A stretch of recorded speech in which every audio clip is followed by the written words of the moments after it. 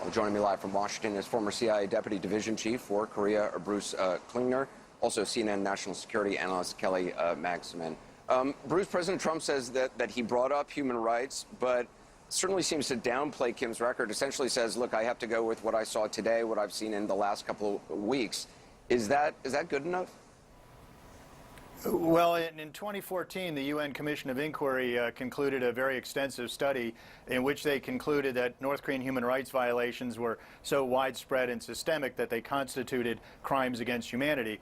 And the president, I thought, gave a very moving speech about human rights violations during his visit to South Korea last year, as well as during the State of the Union address this year. And who can forget the really heart-rending vision of Otto Warmbier's parents that he called out during his speech. So it's a situation that's still continuing, and indeed Kim Jong-un is on the U.S. sanctions list for human rights violations.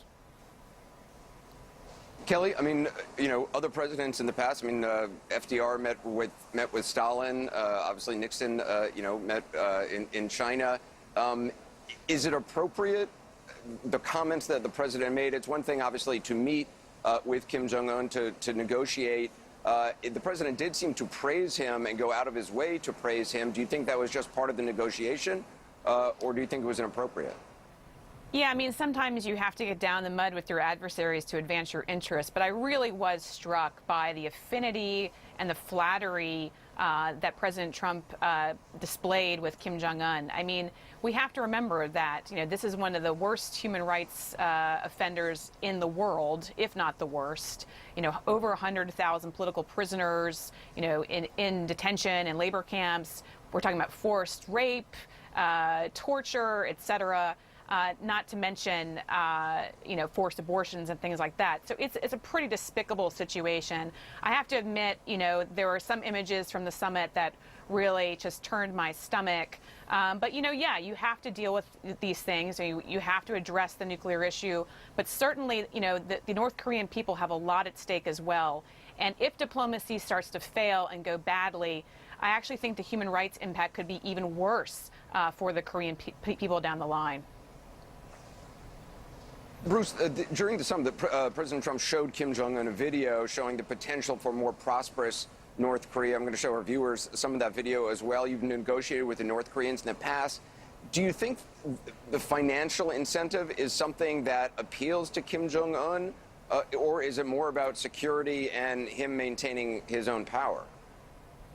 Well, Kim certainly wants to relax the international pressure, which has been ramped up, particularly in the last 2 years. But North Korean officials have told me that, you know, they have nuclear weapons in violation of UN resolutions as well as their previous commitments because of what they say is the U.S. hostile policy, their fear of being attacked like Iraq and Yugoslavia. And they've said that no amount of economic benefits can compensate for that fear of security. So.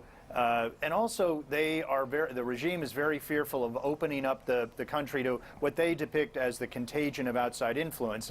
And Kim Jong-un is, if possible, further tightened restrictions of his predecessors against even the inflow of information from the outside world, because they fear it could lead to dangerous ideas and lead to a collapse such as we saw in Eastern Europe.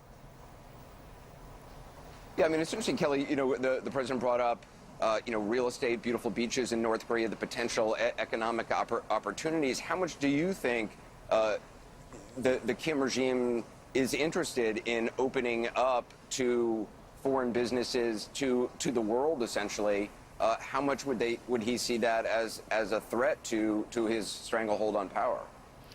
Yeah, I think that's a really good question, Anderson. I actually agree with Bruce. I think security is a much more paramount issue for Kim Jong-un than economic opening. It could potentially destabilize the regime. It's also not clear how much of that economic development would actually get to the people of North Korea and how much would really be going to the elites in Pyongyang, sort of folks who are loyal to Kim Jong-un and the Kim Jong-un family. So I'm very skeptical on the economic opening aspect and the argument there. I think Kim Jong-un is far more interested in sort of long-term security assurances. Bruce Klingner, Kelly Magsamen, appreciate your time. Thank you so much. I want to go back to Kate Baldwin in New York. Kate? Anderson, thanks so much. Coming up for us, praise for the dictator.